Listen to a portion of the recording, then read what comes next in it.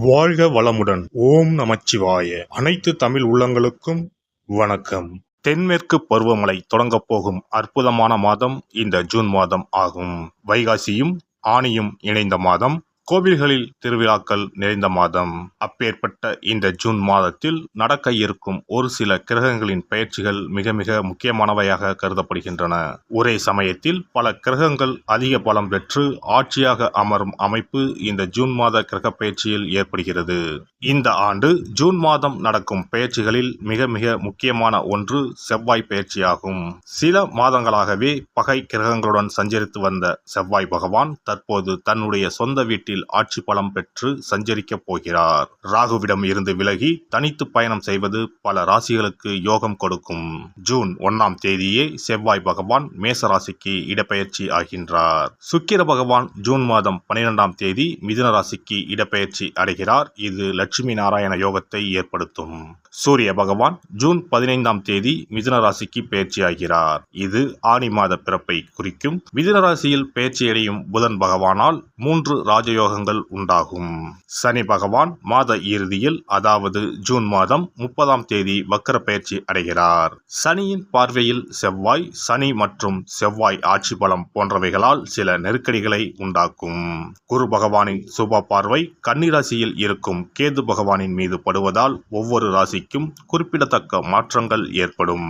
இந்த கிரக பெயர்ச்சிகளின் காரணமாக மிதுன ராசியில் புதாதித்ய யோகம், சுக்கிராதித்ய யோகம், கஜலட்சுமி ராஜயோகமும் உருவாகிறது.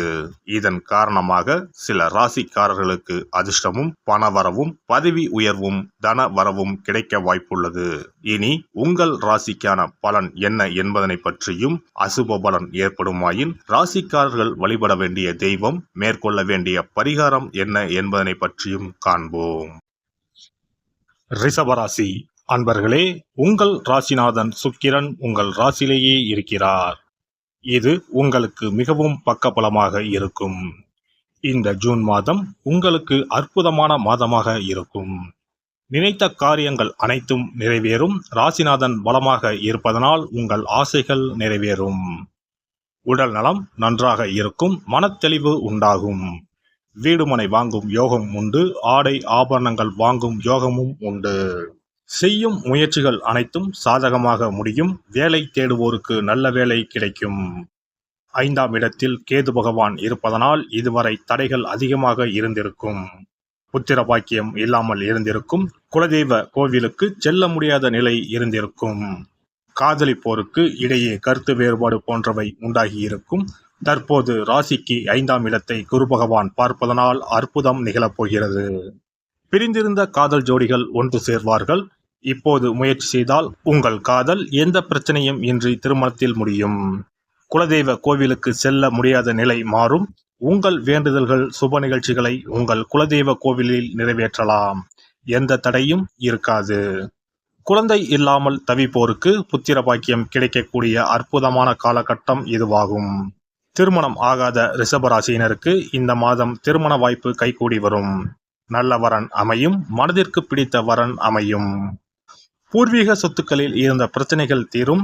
தந்தை மற்றும் அவர் வழி உறவுகளால் ஆதாயம் உண்டு. வெளியூர், வெளிநாடு பயணம் மேற்கொள்வீர்கள். வெளிநாடு செல்ல காத்திருப்போருக்கு இம்மாதம் விசா கிடைக்கும். நல்ல பணியில் அமர்வீர்கள். 11ஆம் இடமான லாபஸ்தானத்தில் ராகு உள்ளார். தொழிலில் நல்ல லாபம் உண்டாகும். பணம் உங்களை தேடி வரப்போகிறது. பணம் சம்பாதிக்க சரியான காலகட்டம் இதுவாகும். கடந்த காலங்களில் ஏற்பட்ட நஷ்டம் எல்லாம் சரியாகும். இம்மாதம் இரட்டிப்பு லாபம் உண்டாகும். தொழில் வியாபாரத்தில் நல்ல முன்னேற்றம் உண்டாகும். உங்கள் ராசிக்கு 2ஆம் அதிபதி புதன் பகவான் முயற்சி ஸ்தானத்திற்கு வருவதால் நினைத்த எதிர்பார்த்த காரியங்கள் அனைத்தும் நிறைவேறும். இம்மாதம் முழுவதும் நன்மைகள் அதிகம் நடைபெற்றாலும் ஜூன் 12ஆம் தேதிக்கு பின் இன்னும் அற்புதமாக இருக்கும். குடும்பத்தில் மகிழ்ச்சி அதிகரிக்கும். கணவன் மனைவி இடையே கருத்து மோதல்கள் நீங்கும். ஒருவரை ஒருவர் அனுசரித்து விட்டு கொடுத்து செல்வீர்கள். அடுத்தவர் சூழ்ச்சியால் ஏற்பட்ட சண்டை முடிவுக்கு வரும். பிரிந்திருந்த கணவன் மனைவி ஒன்று சேர்வார்கள். பெண்களை பொறுத்தவரை இம்மாதம் சகோதர வழியில் அலைச்சல்கள் ஏற்படும். கணவர் வழி உறவினர்களின் மத்தியில் செல்வாக்கு உயரும். வேலைக்கு செல்லும் பெண்களுக்கு முன்னேற்றம் ஏற்படும். குடும்பத்தினர் மத்தியில் செல்வாக்கு அதிகரிக்கும். இன்ப சுற்றுலாக்கள் சென்று வருவீர்கள். விலகிச் சென்றவர்கள் பற்றிய சிந்தனைகள் மேம்படும். விளையாட்டு போட்டிகளில் தனிப்பட்ட ஈடுபாடுகள் உண்டாகும். மாணவர்களுக்கு இம்மாதம் முயற்சிக்கு ஏற்ப பலன் கிடைக்கும். ஆசிரியர் அறிவுரையை ஏற்று நடப்பது நன்மை தரும். மறதி தொடர்பான பிரச்சனைகள் தோன்றி மறையும். எதிலும் நேர்மறை சிந்தனைகளுடன் செயல்படவும். உயர்கல்வியில் எதிர்பார்த்த முடிவு கிடைக்கும். வெளி விளையாட்டுகளில் ஈடுபாடும் புதிய அனுபவமும் கிடைக்கும்.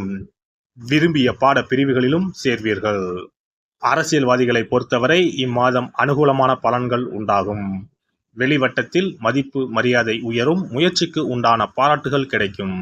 சிலருக்கு புதிய பொறுப்புகள் கிடைக்கும். கட்சியில் உங்கள் செல்வாக்கு அதிகரிக்கும். தொண்டர்கள் உங்கள் பேச்சுகளுக்கு மதிப்பளித்து செயல்படுவார்கள்.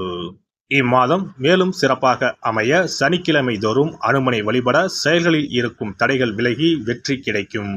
சிறப்பு பரிகாரங்கள். கோதுமை மாவினால் சிறு சிறு உருண்டைகளாக 7 அல்லது 14 அல்லது 7 மடங்குகளில் உருண்டை செய்து கொள்ளவும். குங்குமத்தில் கொஞ்சம் நீர் விட்டு அதை வன்னி குச்சி அல்லது மாதுளை மர குச்சியால் தொட்டு கோதுமை உருண்டையில் ஸ்டீம் என்று எழுதி அதை குளம், ஆறு அல்லது கோவில் தெப்ப குளத்தில் உள்ள மீன்களுக்கு போடவும். எழுதிய பின்னர் ஸ்டீம் என்பது அழிந்துவிட்டாலும் பரவாயில்லை. இவ்வாறு வெள்ளிக்கிழமை அல்லது ஞாயிற்றுக்கிழமைகளில் செய்து வர லட்சுமியின் அருள் உண்டாகி பணத்தட்டுப்பாடு நீங்கி செல்வம் சேர தொடங்கும். வெண் கடுகு சிறிது, 2 வத்தல் மிளகாய், 3 கல் உப்பு, பச்சை கற்பூரம் 3 இவை அனைத்தும் சேர்த்து வெள்ளை துணியில் போட்டு பின்பு அதை முடிந்து நல்லெண்ணெயில் நனைத்து வீட்டின் முன்பு இரவு 10 மணிக்கு மேல் எரிக்க ஏவல், பில்லி சூனியம் விலகும். தூங்கும் போது யாரோ அமுக்குவது போன்று இருப்பது, சிறுவர்கள் பயத்தில் சிறுநீர் கழிப்பது போன்ற தொந்தரவுகள் இருந்தால் படிகார கற்களை தூங்கும் அறையில் அல்லது தலையணைக்கு கீழே வைக்க வேண்டும். தோல்வி, அவமானம், எதிர்ப்புகள் ஆகியவற்றை சமாளிக்கும் மன வலிமையை அதிகரிக்க வாராகி அம்மனை மனதார வழிபட்டால் நிச்சயம் நல்ல பலன் கிடைக்கும். முடியவே முடியாது என்று நினைத்துக் கொண்டிருக்கும் காரியத்தை கூட உடனே முடித்து காட்டும் வல்லமை படைத்தவள் வாராகி அம்மன். இந்த வாராகி அம்மனுக்கு 8 சனிக்கிழமையில் சுத்தமான மண் அகல் விளக்கு ஒன்றை எடுத்து அதில் நல்லெண்ணெய் ஊற்றிக்கொள்ள வேண்டும். ஒரு கருநீல துணியை கட்டமாக வெட்டி அதில் கொஞ்சம் வெண்கடுகு சேர்த்து எல் தீபம் ஏற்றுவது போல முடிந்து கொள்ள வேண்டும். காலையில் 6 மணியிலிருந்து 7 மணி வரையிலான காலகட்டத்தில் அல்லது இரவு 8 மணியிலிருந்து 9 மணிக்குள் இந்த பரிகாரத்தை செய்துவிட வேண்டும். எல்லாம் வல்ல இறையருளால் நீங்களும் உங்கள் அன்பு குடும்பமும் உடல் நலம், நீலாயுள், நிறை செல்வம், உயர் புகழ், மெய்ஞானம் ஓங்கி வாழ்க வளமுடன். இந்த வீடியோ பதிவு உங்களுக்கு பிடித்திருந்தால் லைக் பண்ணுங்க, கமெண்ட் பண்ணுங்க, ஷேர் பண்ணுங்க, மறக்காம சப்ஸ்கிரைப் பண்ணுங்க. பக்கத்துல இருக்கிற பெல் பட்டனை கிளிக் பண்ணுங்க. நன்றி, வணக்கம். ஓம் நமச்சிவாய. சிவாய நம.